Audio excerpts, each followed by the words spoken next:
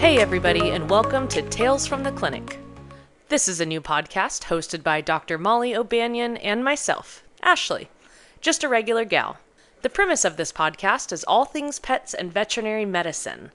Dr. Molly is here to do that part. I am here to make sure she's using words us regular people can understand. Each episode we will dive into different aspects of veterinary medicine, interesting cases seen at the clinic, and just general advice on pet ownership in hopes of educating and giving a glimpse into our world. So, let's get started.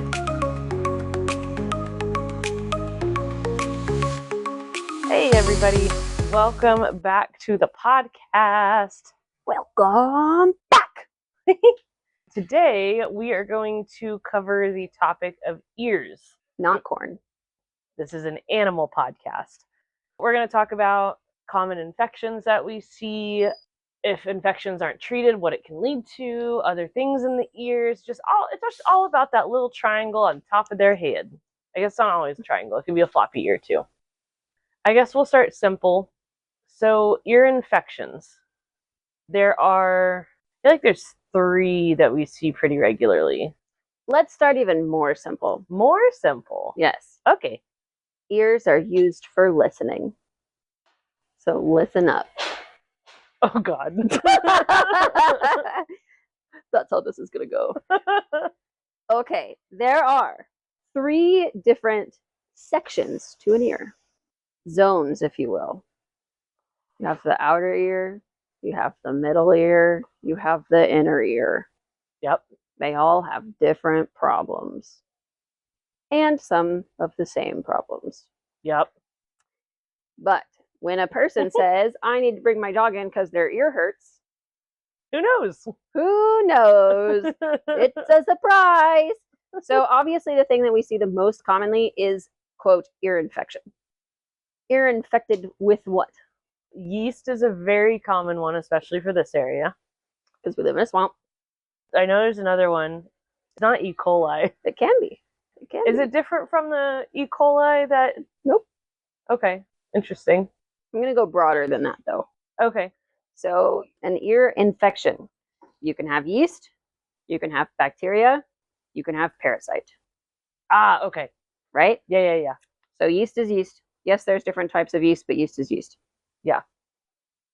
Bacteria. You have rod bacteria. You have cocci bacteria. E. coli is an example of a rod bacteria. Gotcha. Some bacteria are easier to treat than others. Mm-hmm. Like there's a form of Pseudomonas, which is a rod bacteria that we're seeing a lot of now that's resistant to a whole bunch of antibiotics, which makes it an absolute nightmare because it doesn't respond to our drugs. Yeah. And it's real pussy. Ooh. It's that one that it's like the thick green boogers that just kind of ooze out. Yeah, smelly. It's great. And then you have parasites. What parasites affect the ears a lot? Mites? Mites and ticks. Oh. Ticks like the holes. I guess that makes sense. Yeah. Harder to get to. Yeah. So mites are super fun. Have you ever looked at that YouTube video? I've told you about it, right? There's a YouTube video where they use like some sort of high definition camera and they look into the ear of a cat with ear mites and you can hear the mites moving around and scratching at things and like... I 100% have not watched this video. I don't plan to. You should.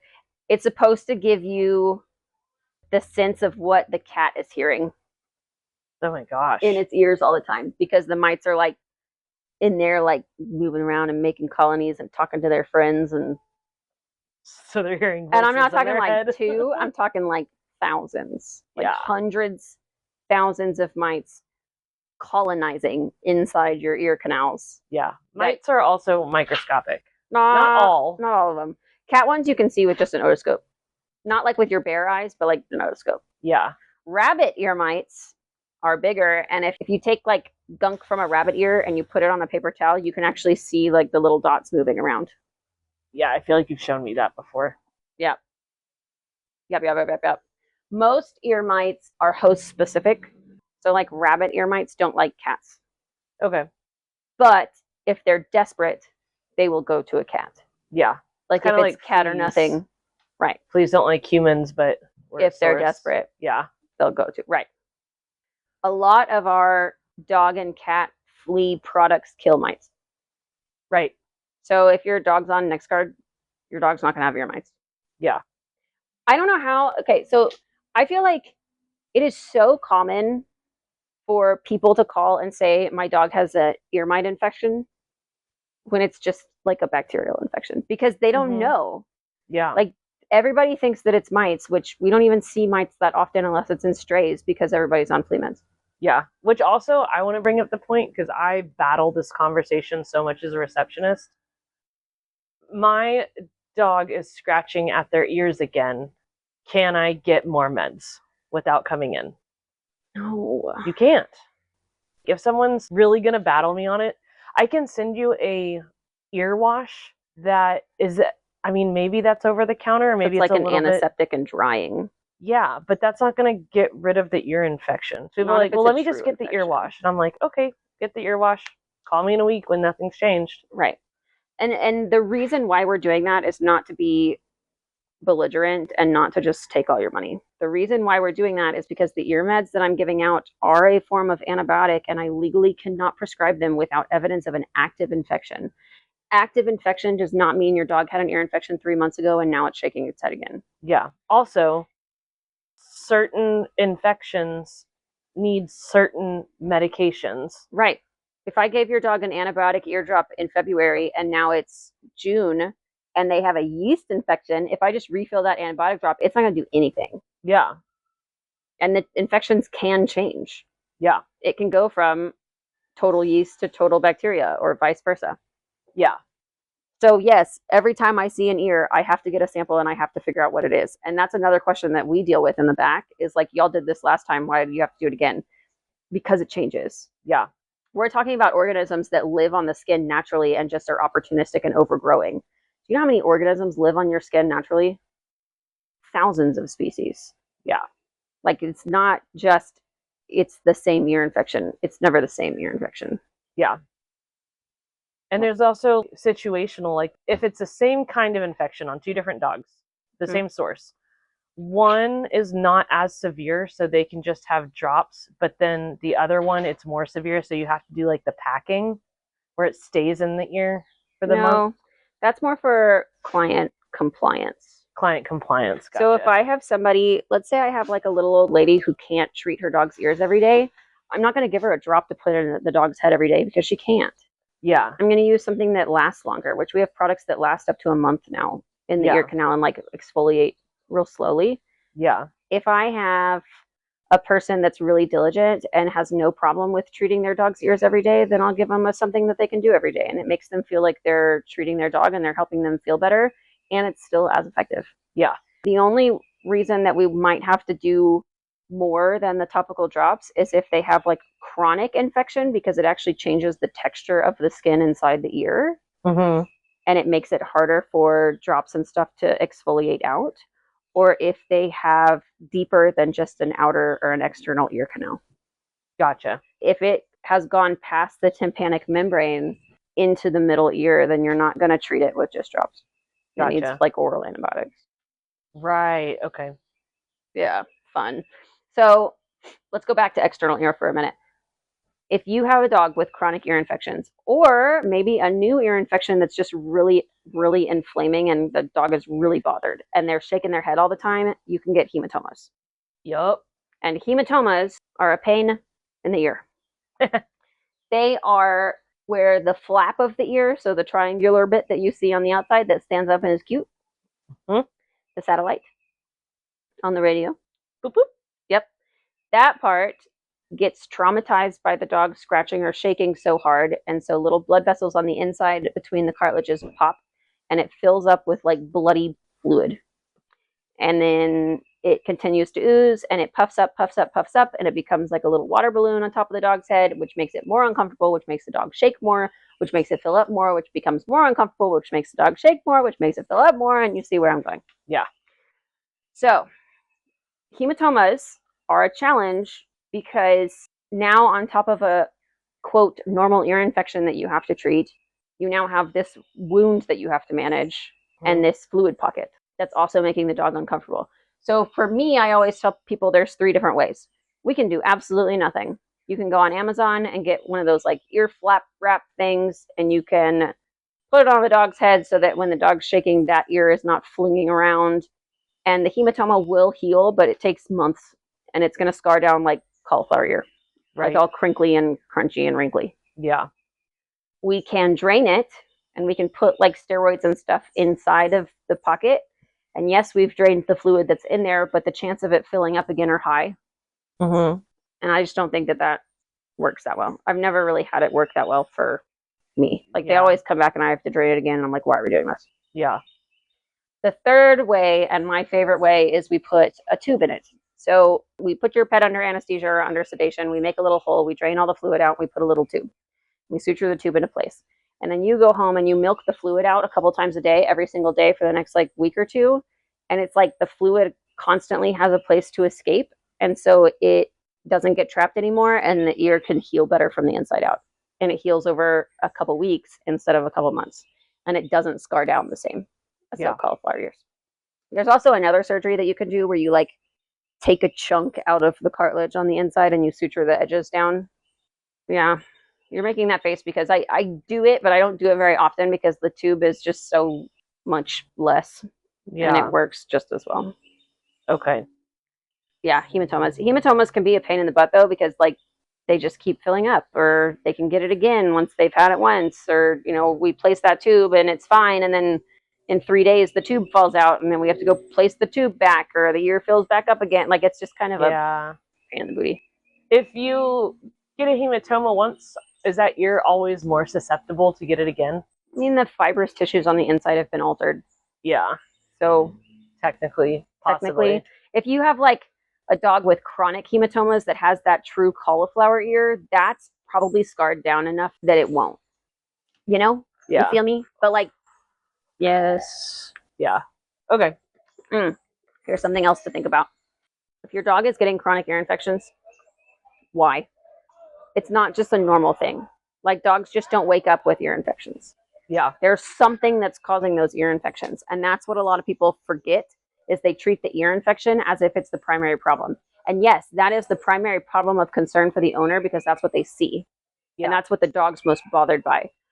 But the primary issue is something underlying as to why the ear is getting infected. Oh, couldn't this be like food or environmental allergies? Yes. Allergies that inflame the skin, and the ears are a really sensitive spot for inflammation. So the skin gets inflamed, and then the bacteria or the yeast or whatever overgrow. Yeah. And if your dog has a chronic allergy that you don't know about, it comes and it shows itself as a chronic ear infection, and you think, oh my God, my dog's ears suck. Yeah. Which really, it's not just the ears. Yeah. The dog's just only telling you about the ears. Yeah. Another thing that it can be, that we see actually a lot in cats, are things like polyps, which come from the middle ear or the inner ear, and they're like abnormal tissue growth. And because you have this like polyp or this little like tumor of tissue inside that canal, it can't exfoliate, and bacteria gets trapped and overgrows like that. Dogs can get it too, but we see it more often in cats. If you have a cat with an ear infection that's chronic that you can't get rid of, look deeper, because there might be a polyp there that's trapping everything from moving. Gotcha. Okay. Polyps are super fun. You sedate the cat and you like yank the polyp out by its... I was going to say, it has to be surgical. By its base. Yeah. So satisfying. They get them like from their ear, like to their soft palate. So like underneath their soft palate in the back of the roof of their mouth, they'll get polyps that like go to both. So like you might pull out a polyp from behind its soft palate that like was entering the ear, because like it communicates. Yeah. It's real nasty. So you can have a cat with like a ear polyp that's affecting its sinuses. Interesting. That's real gross. Yeah. Most of those polyps are benign, meaning they don't spread and they don't cause chaos except for where they live. Okay. And you just pull them out and they're fine. Sometimes you can get like cancers. Yeah. Usually the cancers they look little bit different. Oh, okay. They don't tend to be like the super aggressive forms of cancers that are going to like spread throughout the entire body.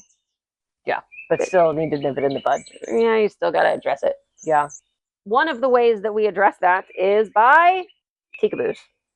You keep saying this word. I don't know what a TECA-BO is. It's a really fun game that you play with your toddler. Peekaboo! Peekaboo! Peekaboo! No, it stands for Total ear canal ablation and bulla ostectomy. Say that 5 times fast. I've already forgotten what you said. Peekaboo. Peekaboo. If your dog has a chronic skin thing and chronic ear infections and the skin is just destroyed. Yeah. Let's say the dog can't hear anymore because of all of its chronic skin infections and chronic ear infections, and you're tired of treating it, or you have that Pseudomonas bacteria and we can't kill it and it won't go away and it's causing the dog pain. Let's say you have a dog with a cancerous tumor in his canal. Mm-hmm. We perform a TECA-BO. We literally take the ear canal out. The ear canal in a dog goes straight down toward its cheek and then makes a 90-degree turn and goes straight in towards the inside of its head. We take both of those canals out, and then we eat away the bone of the bulla right there. It's like a little bony bubble. Mm-hmm. And then we stitch it up, sew it up. And they still have the pinna of the ear, like it looks like they have an ear. There's just no hole. Interesting. Yep. It's actually a really fun surgery. Huh. Now, your facial nerve runs right across your cheek right here. Right. So if you're doing this surgery and we accidentally nick or offend that facial nerve, that whole side of your face can be paralyzed. That's not good. That's the main con Yeah. to the surgery. If you know what you're doing, you know where to look for that facial nerve, and you just go real slow and be real careful and you'll be fine. Okay. But if it's one of those things that, like, if I'm going to do a TECA-BO, I'm going to warn the owner about that, because if I don't warn them about that, then that's the one that's going to happen. Right. You know? Yeah. But the facial nerve, it's a pretty big nerve. Like, you should be able to see it unless you're just hacking away. Yeah. Okay. You should be able to avoid it. Yeah. So this is not a surgery that we just offer. Like, if you come in with your dog and it's the second time it's had an ear infection, I'm not going to bring up a TECA-BO because it's pretty invasive. Like, we're taking an ear canal out. Yeah. And I'm kind of cracking bones on the inside of its face. Like, it's pretty... Well, and it's like, there's, like, getting started on allergy meds. Right. Or, like, there's so many steps before that. Educating a client on, like, how to properly clean ears with an ear wash. Yeah. Like, there's so many things to try first. There's so many steps before that. But it is an option for our kids that have been in pain for so long and it's just not manageable with medicine. Yeah. It is an option. You slightly mentioned tumors in the ear. Yeah. Anything else you wanted to say on that one? Or cancer's cancer, cancer sucks? Cancer's cancer, cancer sucks. At least the ear cancers aren't generally the ones that we worry about, like causing end of life, because we can just TECA-BO and take a lot of them out. Yeah. I will say, though, for like deep infections and deep tumors, they can start messing with like the facial nerve and like other nerves of the face that mess with their balance and their... So like, yeah, we get Horner syndrome, which is where like a dog, one of the main reasons a dog gets Horner syndrome is from an inner ear infection. So that infection just traveled inside. Yeah. And it was strong enough to go past some of those membranes. And then they get nerve damage and they start like getting really wobbly and weak, and their eyes start ticking back and forth, and they start vomiting because they're dizzy. Yeah. Because it's almost like vertigo in people, like their inner balance system is off. Yeah. And those always shock me, because people come in and they're like, oh my God, my dog's dying, it can't walk. And the dog is dizzy and vomiting and its eyes are ticking back and forth and it can't stand up because it's so dizzy. And I'm like, oh yeah, his inner ear infection, will give a Clavamox, it'll be fine. And then like literally a week later, the dog's frolicking in the backyard. It's crazy. Like, it looks so scary and bad. Yeah. And it's really okay. Yeah. Which is, because that's how inner ear infections with us humans are. Yeah. Is our. It also has to be incredibly painful, but there's a lot going on. Yeah, they just don't tell you. But like, if you see that, like if your dog seems fine and then all of a sudden it's really freaking not fine, don't immediately panic, because sometimes it's as simple as an inner ear infection. Yeah. Sometimes it's not, but sometimes it's okay. Get it to a vet and figure out the underlying cause before you start panicking. Because if you start panicking, they start panicking worse, and it's just all downhill from there. Yeah. I feel like that's the main stuff. There's one thing, I don't want to spend too much time on this, but just like a quick comment from you. A comment. Just because it does go in with the ears. The tradition of ear cropping. Oh. There's breed specific and there's medical. So I had a wiener dog. She was brown. She had a mast cell tumor on her pinna, which is the floppy part of the ear. Not inside the ear, but like on the outside floppy part. Yeah. And mast cell tumors, you have to get wide margins. So you have to take a lot of tissue around the tumor to get all the cells out. And there's no way that I was going to punch a 3-centimeter hole out of her ear. I was like a baby vet. Like, I had been out of school for a couple of months, and I found this mast cell tumor, and I was like, oh my God, my world is over. I have to kill my dog. And my mentor was like, calm down. Just take her ear off. And I was like, what? She was like, just take her ear off. It'll cure it. So I cried the whole time I was doing the surgery, but I did it. Yeah. And I essentially cropped her ear, but I took the whole panel off. She still had the hole. She could hear. Yeah. She just didn't have the floppy bit. Yeah. That thing lived another 7 years after that. Tumor never came back. Healed. Magic. And she got a nickname. It was One-Eared Wiener. Yeah. She was cute. She was cute. That is an example of a medically necessary ear crop. Yeah. Right? It wasn't for looks, even though she was cute with one ear. It worked out that way. It was to save her from systemic mast cell cancer. Yeah. The ear cropping that you see that has become a breed standard, like your Doberman puppies, your Great Dane puppies, your Pit Bull puppies, the ones that are like 6 months old and they get their ears cropped and they have like bandages that are taping them up so that they stand up the right way. Yeah. That is where the heated debate comes into play. And there are a lot of people on both sides. It's considered a breed standard. I think it's like AKC and some of the other like big organizations actually require it for the breed to show. Oh, okay. Which is a whole nother discussion. We won't get into it. But the AVMA, which is our governing body, the American Veterinary Medical Association, is actually discussing making it illegal for us to perform. Yeah. Well, because we get a lot of people calling asking if we do ear crops. And so I don't know how many vets even do it anymore. Not a lot. By choice. Not a lot. I don't. That's like one of the one things that I don't do. Yeah. Because I just don't. We've seen a few cases where, like, I'm pretty sure and I don't know if it's a vet-run place or not, but they find somewhere to get the ears cropped, and it's butchered so bad that they come to us, and then it becomes a medical issue. People are doing them in their backyards. Yeah. People are doing them in their backyards without any drugs or sedation. They're just chopping because they can't find vets to do them anymore. Yeah. So there's the other side of the coin. As a vet, I don't want to do it because I feel like it's an unnecessary surgical procedure, and that's just mean. But if they're going to do it no matter what, you'd prefer to... I'd prefer them to have adequate pain management and sedation and make sure it doesn't get infected and not be cruel. Yeah. So how do you win? Yeah. Do I sacrifice my mental health, or do I possibly save a puppy from undergoing a backyard procedure, even though that's wrong? You know? Yeah. And see, that's where a lot of the mental health games come in this industry, is we put too much pressure on ourselves. Like, that's not a fair choice for me to have to make. Right. Like, I feel guilty because you did something bad. Yeah. But welcome to VetMed. But if the AVMA makes it illegal, that's going to be very interesting as to what the AKC and everything has to... I mean, they're going to have to change their whole rules. Yeah. I don't know how they're going to... They're going to... If that goes through, there's going to be an upheaval. Yeah. That'll be interesting. It'll be interesting. They're doing the same for cat declaws, too. Oh, yeah.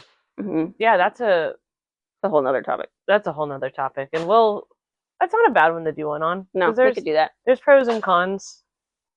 It has reasons, just like One-Eared Wiener. Yeah. Hers was an ear crop, but it was medically necessary. There are some medically solid reasons for us to declaw. And I still do them. I just don't do them for funsies. I do them if there is a strong base reason. Yeah. So, but yeah, that's the world of ears. Quickly. If you have questions. Were you listening? You're doing great today. If you have questions or an ear joke for Molly, drmollydvm@gmail.com. Send us an email. We'd love to hear from you. We've got Facebook and Instagram. Like, subscribe, do all the things and the stuff. Things and stuff. And we'll catch you next time. Make good incisions. Thank you for joining us on Tales from the Clinic. Again, we are your hosts, Dr. Molly and regular Ashley. For more insider scoops into the vet med life and pet ownership, Hit that subscribe button for updates on new episodes, and of course, share our channel to spread the word. Check the podcast notes below to see how you can get in contact with us. You can find all of Dr. Molly's affordable pet healthcare clinics on social media as well. Thanks again, and talk soon.